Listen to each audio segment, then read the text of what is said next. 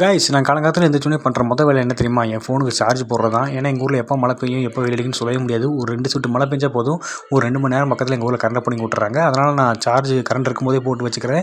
ஃபோனை சார்ஜ் போட்டு மேலே எக்ஸசைஸ் பண்ணலாம் வந்தால் மொட்டை மாடியில் துணி காய் போட்டிருந்தாங்க. இன்றைக்கி நம்ம எக்ஸசைஸ் பண்ண மாதிரி தான் அப்படின்னு நினச்சிட்டு சின்ன சின்ன எக்ஸசைஸ் மட்டும் நீ பண்ணிகிட்டு இருந்தேன். இதை படுத்துட்டு பண்ணுறது 2 3 எக்ஸசைஸ் புதுசு புதுசாக ட்ரை பண்ணேன். ஒன்றுமே ஒழுங்காக வரல.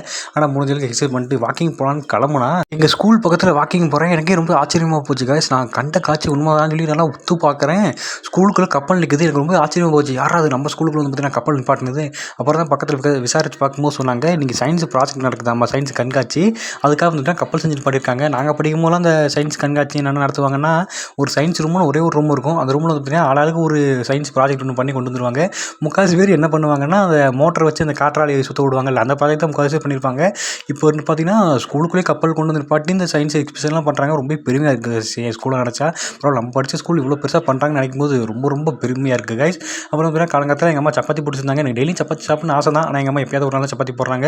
சப்பாத்தி சாப்பிட்டு அப்புறம் கைஸ் என்ன மழை பெஞ்சாலும் நமக்கு அந்த ஐஸ் வாட்டர் குடிச்சா கைஸ் சந்தோஷமாகவே இருக்குது. அதனால் பார்த்தீங்கன்னா எல்லா வாட்டர் கேனையும் பிடிச்சி ஐஸ் வாட்டர் போட்டு நிரப்பி உள்ள பிரிட்ஜுக்குள்ளே வச்சாச்சு கைஸ்.